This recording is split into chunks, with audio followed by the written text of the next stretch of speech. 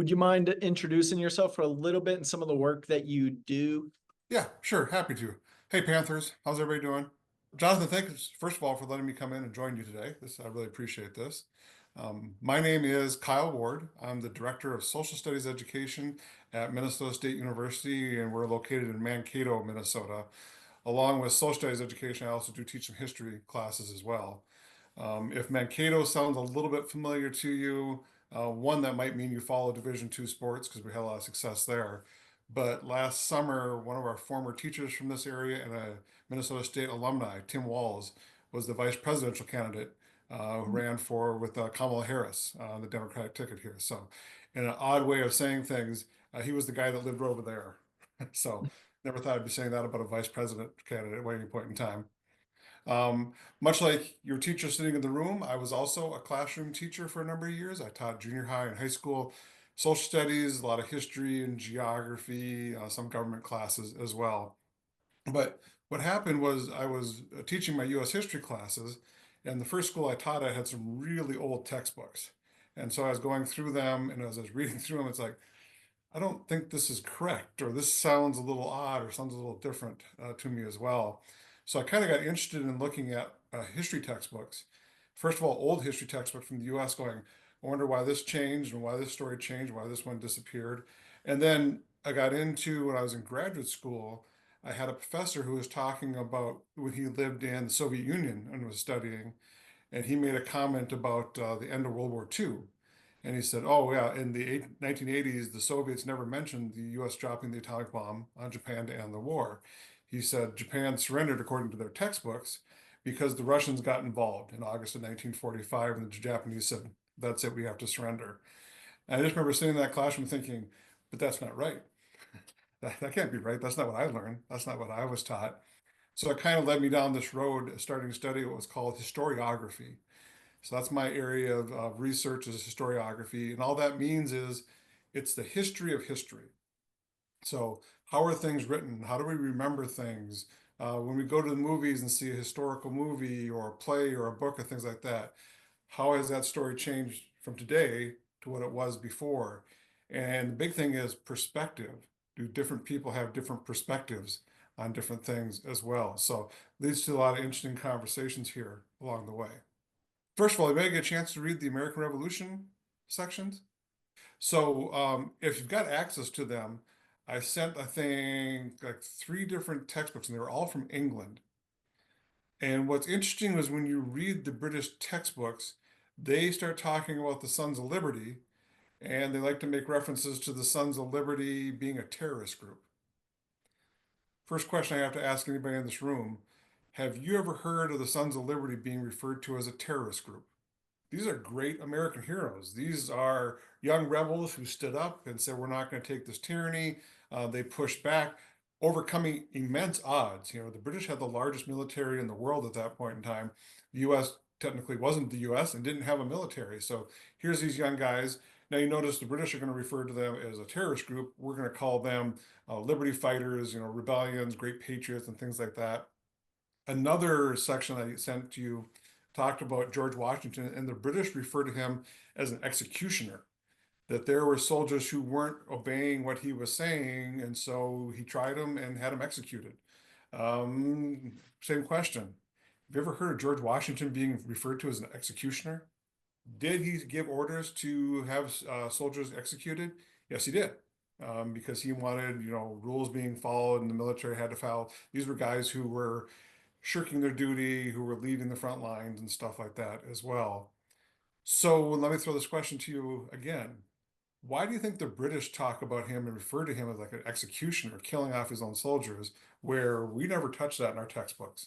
The idea of teaching history and civics and things like that is to build better citizens. We don't really want to talk about our leaders doing stuff that's like, we want the best, especially going back to the 1700s, 1800s, even the early 1900s. We just wanted the founding fathers, the Thomas Jeffersons, James Madisons, George Washingtons. They had to be kind of perfect people. We didn't want to hear about all the negatives. Let's not talk about them owning slaves. That gets into a kind of a murky area as well. So, yeah, we're going to highlight this. So then, why are the British doing this? What do they gain from telling their students that George Washington did some bad things. They want to emphasize the fact, I mean, let's be honest, that war doesn't turn out very well for them. And part of that textbook excerpt too, they also kind of make comments like, well, we didn't lose that war. We just gave up on that war. We kind of got tired of fighting. We had been fighting all these other places. So you Americans didn't necessarily win the war. We just kind of got tired of winning or losing. And so we just said, that's it. We're going to take off at this point in time here. There are other excerpts where they talk about, oh, Jonathan, who help me out? Common Sense? Is that Thomas Paine? Yep. Okay.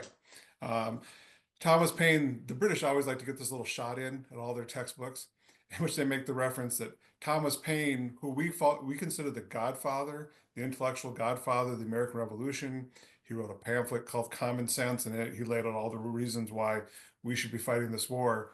And the British love to point out that when he was in England, his job was he sold women's underwear. And so the British like to get that in and go, okay, you guys see him as an intellectual giant. We see him as somebody who sold lingerie. That's the difference between the two here. So it's kind of a friendly rivalry. They get their shots in occasionally as well here. When you get a chance and you look at this, another section, I didn't send this one along, but whenever the British talk about World War II, they no longer mention what they used to refer to as the special relationship between the United States and England. What do we mean when we say the special relationship between England and the United States? Mostly during World War II, but in our textbooks, we referred for many years that we had this special relationship with England. Yes, we fought the Revolutionary War, but we're pretty close. We're kind of like cousins across the Atlantic here. Our country, quote unquote, gets started from them and have this really great relationship. The reason I want to mention that is starting around 2005, 2006, British textbooks dropped that. They don't use the term special relationship any longer here. And this is where historiography comes in, because if you study the layers of history, in the early 2000s, the US was fighting a war where? Iraq and Afghanistan. Yep. If you look back at British history, they joined us right away. So 9/11 happens, we sent troops to Afghanistan. A lot of nations around the world helped and supported that. And then we took a sidebar and we went into Iraq. And not all the countries of the world joined in on that one, but the British did. And in Britain, you can see there was a lot of protest where they said, this isn't our war. We're not sure why the Americans are fighting there. So it became a huge issue. And textbooks said, okay, the US and England no longer have a special relationship. We can't work together on all our military aspects along the way. So we have an event like the Revolutionary War, studying World War II, and we say, special relationship, this all works together, this is fantastic. But then historiography comes in, and then now all of a sudden you see that one side's not calling it a special relationship anymore. It was kind of interesting, even recently, I think President Trump had the British Prime Minister in the White House. And I heard Trump make the comment about a special relationship between the two sides. The British guy didn't make a comment about that. So it's kind of funny. You can see how that all plays out. Last thing about the American Revolution is there's a Canadian textbook in there. And what I liked about this one, why I emphasize this with my students a lot of times, is that with the Canadians, they've taken pride. I mean, their country gets started as a reaction to our Civil War. They wanted protection in 1867, so they said, okay, we have to form our own country. We can't just rely on England anymore. And then the Canadians like to talk about how in the War of 1812, they fought on British side, so we fought with the Americans.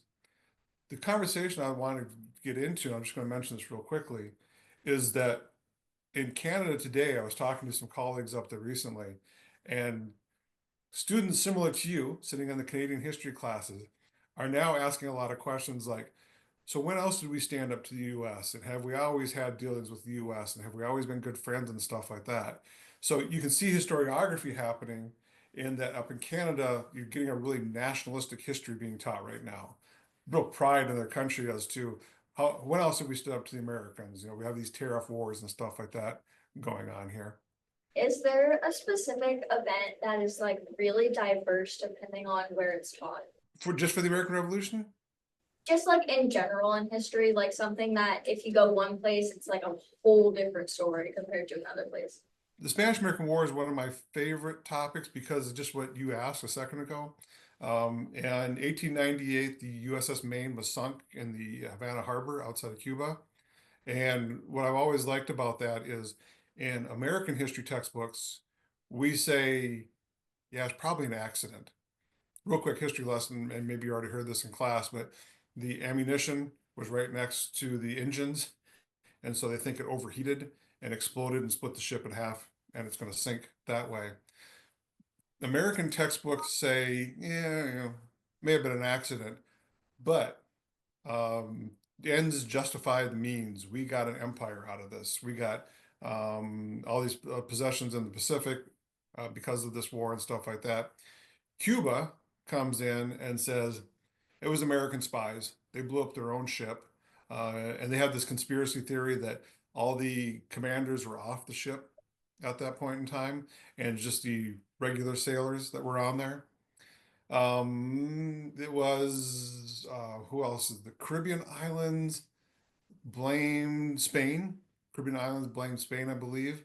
Keep in mind that they were under control of Spain for quite a long time, and so they like to blame them. And then my favorite one is the Philippines, because the Spanish-American War turns into the Philippine-American War, and the Filipinos blame the Cubans and say, they did it to themselves, just so they could get free of Spain. They drugged the Americans in. So it's really interesting. Got one topic and all these different viewpoints that are out there. Would like how the British call like Napoleon like different names, like call him Trump stuff, would that also be considered like just different like views on stuff and trying to belittle certain characters, like how they do with Washington? Yeah, I think if you look at like the Vietnam War, we've always been kind of hard on North Vietnam, North Korea. Our history textbooks for a long time went after any kind of communist leader and kind of denigrated them or pointed out flaws. I don't want to say denigrated. It wasn't like they just said horrible things about them, but I was like, oh, this leader did this and this leader did that. So yeah, you definitely see when it comes to specific leaders how they kind of go after each other. Can I just do a quick survey of the room? How many of you have ever heard of the US Dakota War? So what happened was, and this is why I added this one excerpt in, is, and unfortunately it happened kind of like right in my backyard here. It was called the US Dakota War of 1862. And the US military went to war against the Dakota people here in southwestern Minnesota. It's a long, confusing story as to how it kind of got started. Neither side is really perfect in this one. There's really no like, boy, this group was really bad, this group was really good. Everybody's kind of wrong here. The US government cut off, because in the middle of the Civil War, they cut off sending food to the Native Americans who were on the reservations here in southwestern Minnesota. A misunderstanding happens, and the Dakota go on an attack, and they try to push as many whites out of southwestern Minnesota as they possibly can. Lincoln, they thought he was going to ignore it, but he didn't. He sent in troops, and the war lasts like 3 months. It's a pretty quick war here. Unfortunately, if you Google where I'm living right now, Mankato, Minnesota, you look up US Dakota War, we infamously have a claim to fame here. 38 Dakota warriors were hung here in Mankato, December 26, 1862. It's the largest mass execution in US history. Unfortunately, it's something that we don't necessarily brag about. But in the 1860s, this was really a big story, obviously. And in history textbooks, it remained a big story to the point where today you don't hear it at all. It's completely gone. Jonathan, I'm going to throw this out here. This gets kind of tricky, so take your best shot, because historians disagree on this constantly here. But your students have any thoughts as to why did the story disappear?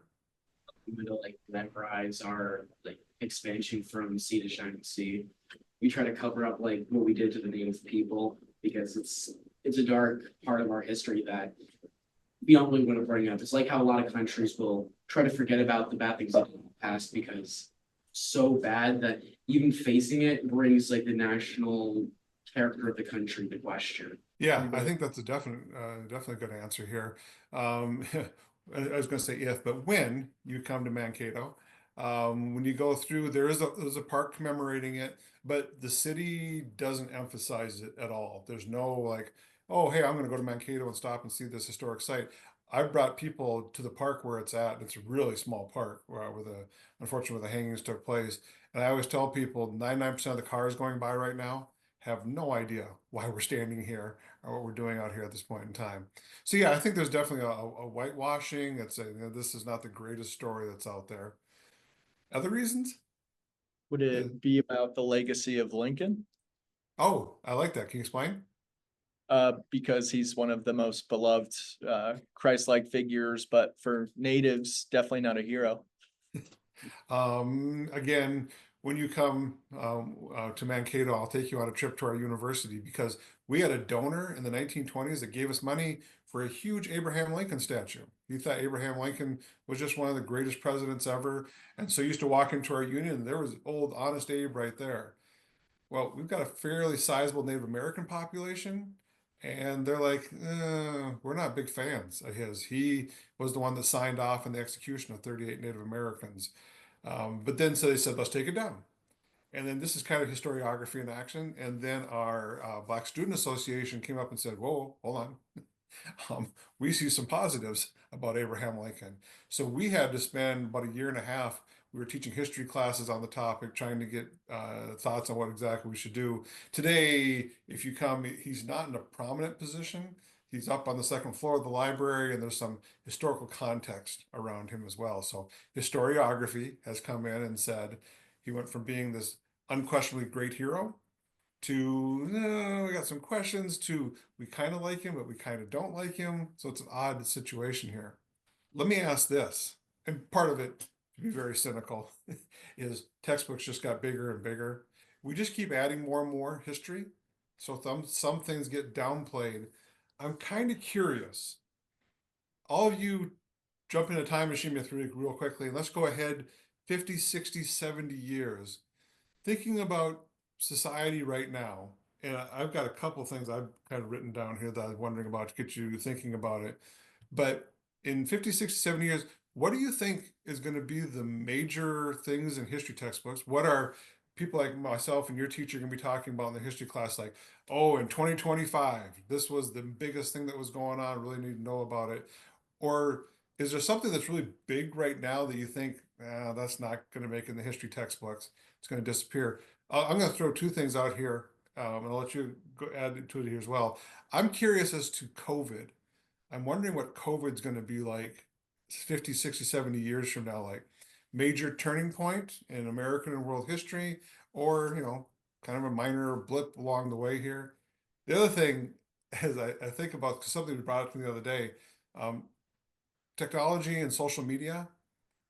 I keep wondering if my great grandkids at some point in time will go, yeah, they used to walk around with phones in their hands all the time here and doing all this social media. Who does something ridiculous like that? Gang, you got anything that you can think of? Like, yeah, this is definitely going to be a part of history for years to come, or it's important now, but it's going to disappear. Man, I saw a hand go up. I like this. I think with the conflicts between Israel and Palestine right now, I think that's pretty big, and it's because it's all over social media and it's all over the news right now. I think that's something that will definitely make it into the books. Oh, good one. Yeah, I agree. I think also maybe I haven't heard many people talking about it as much, but I think if things got really bad, again with the Ukraine and Russia war, I haven't heard anything. I don't watch the news as much, but I think that could probably make it into the books because many people have died and it's a serious thing because it's a war. The presidential elections. Yeah, it's kind of in the news, isn't it? Yeah, it's a good deal. Yeah, if you look hard enough, I think you can find some news stories about Trump in the White House and things like that. So, and not to get political. So years ago, when I used to teach, I'll use the example I used from years ago because I don't know if things are the same in Pennsylvania, but in Minnesota, we tread a little lightly whenever we talk politics here because we tend to just get mad and not really have a good conversation. But I used to always tell my students when I taught in Indiana, imagine 50 years from now, your grandkids go to Washington, D.C., and at the time it was, Bill Clinton or George W. Bush, who were presidents at the time. And I'd say, your grandkid comes back and you ask them how the trip to Washington, D.C. went. And they said, great. What was your favorite part? And it was the memorial to Bill Clinton, the Democrat, or George W. Bush, the Republican, because they're considered the greatest president in American history. And I always looked at my students' reaction, and again, we'll avoid the Trump comparison right now, but throw in any president you want. Think about your reaction to it right now. And imagine 50 years from now, somebody coming to you going, greatest president ever, worst president ever. So we have that historiography, we have that mindset going on here. So very good, very good. What else we got? What other things will stand the test of time and be textbook worthy when you're all future social studies teachers, or will just kind of disappear? I think COVID made it a big deal lately because it was big a little while ago. I don't think it would end up in the textbooks from in years. So I don't know. It's just I think it was big for us now because it was like a big change, but I don't see like it was a huge change like a war would have been. Yeah, I'm curious about that too. I mean, at one point in time, 120 years ago, 110 years ago, the Spanish flu was a huge deal in this country. But I don't really cover it too much in my classes. I think a lot of teachers kind of skip over it. So yeah, it's one of those, was a major thing at the time, not viewed as being that significant later on. I think we probably will have something in textbooks regarding like the age of misinformation, especially with like social media. I think it's very, especially with how many news sources there are, and they have differing opinions of one another. I think we might have something regarding like the age of misinformation. Okay. So are you trying to tell me that TikTok isn't the absolute definitive resource for all news? Actually, it's not. It's X, guys. It's X. Oh, now I'm gonna have to have parent phone calls. Oh, man. I thought we weren't being political. Yeah.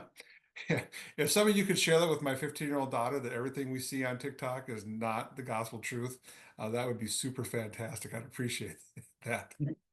What else we got? Anything else you can think of?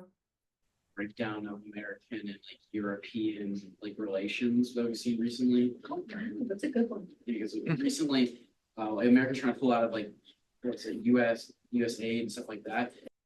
Yeah, that's going to be interesting to see what happens there and the long-term effect of it too. And I heard pulling out of like the World Health Organization and things like that. That's one of those things along the way that something happens and then there's the trickle down impact.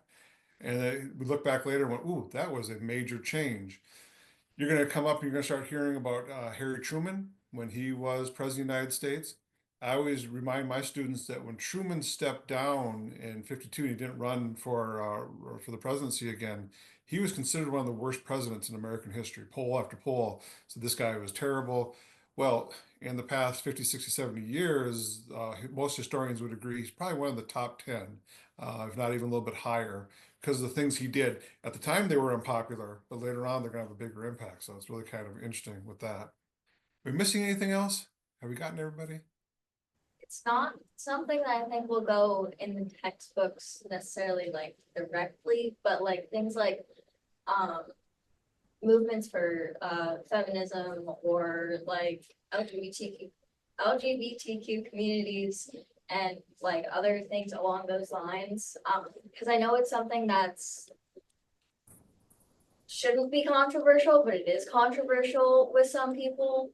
And I think it's something that should be mentioned and could get mentioned. I just don't know if it would be. Okay. I do a social studies methods class with my introduction to social studies teaching. I'm always honest with my students. And I tell them when I started teaching in the classroom, LGBTQ issues were not anything I ever talked about. I never had any classes in college. It was kind of that, why would you bring this up? Don't talk about this. So we definitely see the pendulum swing where now it is being talked about a lot more. And I think you're right. It will be interesting to see, 50 years, 60 years from now, if it's just kind of what you said, just an accepted part of a society and not an issue anymore, or where things stand. So yeah, it's another really good thing to keep an eye on there too. One of the things I want to get across, and hopefully I didn't cut anybody off here, but is that history textbooks and the studying of history is a lot of public relations. Certain groups are going to push their agenda, and when I mean agenda, I mean like even Mount Vernon. They want to push that George Washington was a great leader, and so they want to make sure these stories get told over and over again, show the significance of them. The US Dakota War, 1862 here in Minnesota, not a lot of public relations. There's no major museums, there's no books, movies, or anything else like that written. So there's no fascination that goes along with it. I teach a World War II class. Boy, it always fills up. My students always are interested in World War II. That's got a lot of public relations, lots of movies, lots of books, and things like that as well. I'll touch on one more topic. It's a quick one here. I sent along a section, it's a small section for ninth graders in China, and it talks about how the Chinese teach about the New Deal.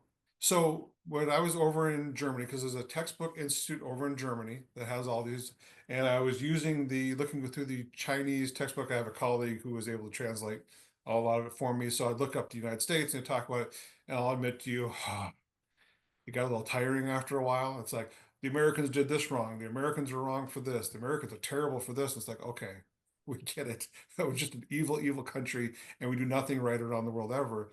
And then all of a sudden, I read the section. I had it translated for me on the New Deal. And if you get a chance to read this, this is like, look at this. These Americans, they know what they're doing. The New Deal was a great program. All these things here. And Jonathan, feel free to chime in here too, but does anybody have any idea why all of a sudden when they talk about the New Deal, do the Chinese like to praise the Americans? That was the closest the US came to being a socialist country. We kind of left capitalism behind. The US government was telling people what to do, giving them money and stuff like that. And the Chinese, this is kind of their style of government, they went, see, hey, Americans, you had problems. Look what you did. Kind of became a little bit more like us in that long run here. We get to go back at them later because they'll add market capitalism into their system too. So it goes back and forth here. But I always just kind of found it interesting is that here's this country, boy, even I think I added this in, even when it came to 9/11, the Chinese were a little harsh on the US, kind of making comments like, all the things you've done, maybe this is a little justification for all the other things that you've done along the way. It's like, ooh, wow, okay, that's a real harsh stand on this. So it's interesting to see when countries go, hey, look at this country, the United States, look at all the great things they're doing here. Well, it's self-serving. They're letting their students know that when the US was in trouble, they kind of became a little bit more like the Chinese system there as well. You had said historians debate about the Dakotas. I read one time, I think it was like an apologist of it I basically did a paper in college about was Lincoln like a good guy or a bad guy? And I learned more and I got more confused because so much was contradictory. But I read about the 39th like pardon, how out of the 38 hung, one was pardoned maybe within hours, but prior. And Lincoln reviewing all the cases, and they frame it as largest mass execution and largest mass pardon of maybe 300 or so folks or something.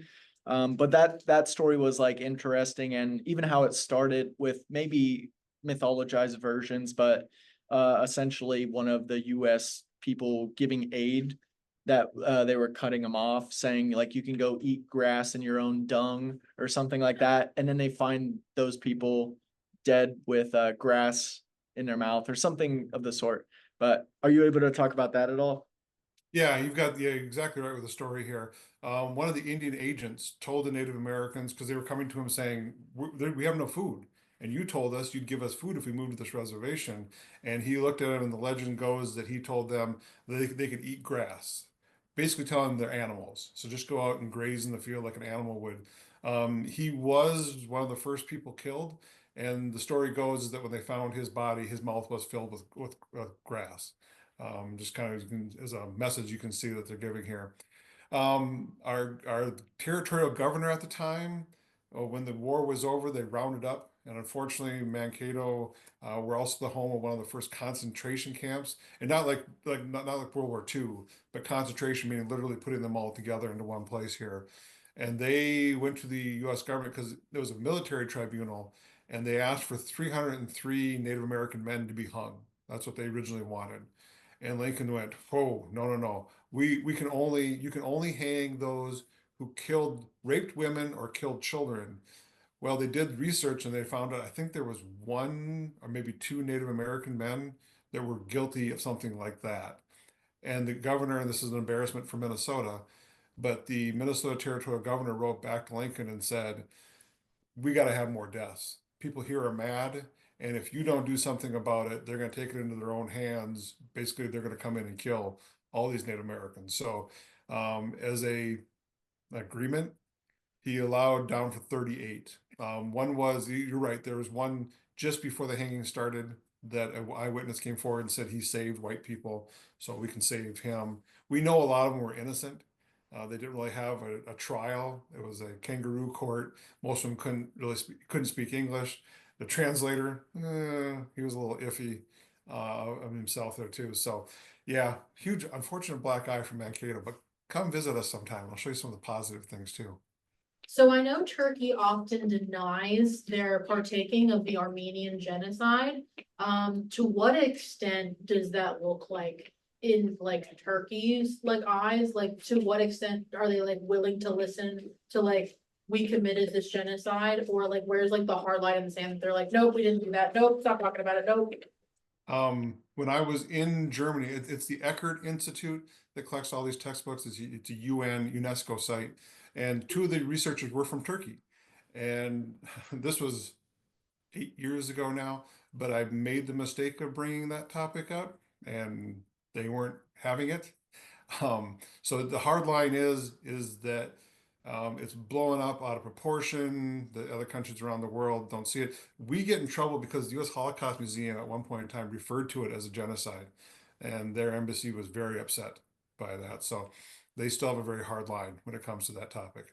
How does Italy cover Mussolini? Italy gives themselves a huge pass on this because their argument is that in 1943, 44, they switched sides. And so they were the ones that helped hunt down Mussolini and his girlfriend at that time. There's some really horrific video film out there about when they got him and his girlfriend. But what their kind of quote unquote official history has been, bad people took over in Italy for a while, but then the good people finally stood up. And so Mussolini's just a bad guy. Wrong government, wrong handful of bad people came in, led us in the wrong direction. Yes, we were fascist for a while, but that was the reaction to the Great Depression, is usually what their argument is. And he came in, took control, so we said, yeah, that sounds really good. But for the most part, they usually paint him as being a bad person. There's no recognition of him today anywhere in Italy. Is there like a specific topic that you like enjoy talking about the most, like with your students or just like in general? Trying to think. One thing, I'll become a politician here. Having studied historiography, any topic kind of becomes interesting because you start getting going. You start talking about why this change and why that change. The American Revolution. My students are always kind of fascinated with that one, just because they're kind of shocked at how harsh Britain is to us, yet to this day. And then the other one that really stands out, and unfortunately, this textbook's getting too old, but we got a textbook from North Korea. And students are really amazed with that one because the North Koreans just flat out say that the United States lost the Korean War, that they forced the Americans out. They have, I can't remember, devil dogs. There's a translated word, how they refer to us. Their version of history and our version of history are just completely different from one another. So when we talk about the Cold War, my students are usually kind of intrigued about North Korea's version of it. Did any other nations like have views on when we like expanded our country? Because I was always been wondering that, because like we have certain views on like it was a very positive thing for us, but what do other nations think about that? Two examples that jump out here. First one, Mexico. Mexico, not big fans of the United States, having, as they refer to, as stolen all that land. Even the treaties, they argue that the treaties were part of a stolen deal, that they were forced into doing something they didn't want to do. The other one that I always find really interesting is the Philippines. If you look at a Filipino textbook, I'm trying to think here, if they have like 18, 19 chapters, like how their textbooks are broken up, usually there's about 5 or 6 chapters dedicated solely to the United States, like the Philippines before the United States, the entrance of the United States, under United States occupation, dealing with the United States during World War II, so we have this huge impact, and you can often see it's the you could have come in and helped us out. You didn't have to come in and be a colonizer. So there's definitely a viewpoint when it comes to that. Real quickly too, it used to be Hawaiian high school state textbooks were really hard on U.S. policy because a lot of the Hawaiians back in the 60s, 70s, 80s still didn't like to be under American control. And so their state textbooks, like we have Minnesota history in the 6th grade. What are the most important lessons we can learn from US history, or sorry, US historiography? The thing I keep coming back to time and time again is all these great people who we learn about in history. They were great, but they were also flawed. We had no absolutely positively perfect people in our past. There were people who made mistakes. And I think the sooner we can have conversations about that, the better off we're going to be. They did some illegal dealings. They owned other people. They, did terrible things. But at the exact same time, they also wrote great documents and they were great leaders and they did things like that. So coming to terms with that, I think, is one of the more important things I've learned by studying historiography. Well, thank you. I'd love to talk to you again, maybe next year. Yes, please. Yeah, that'd be great. Gang, if there's ever anything I can do to help any of you out with any kind of research or anything like that, please feel free to reach out to me. He's got my email address, so we can get that taken care of. And consider coming to Minnesota State University for college. We'll take you.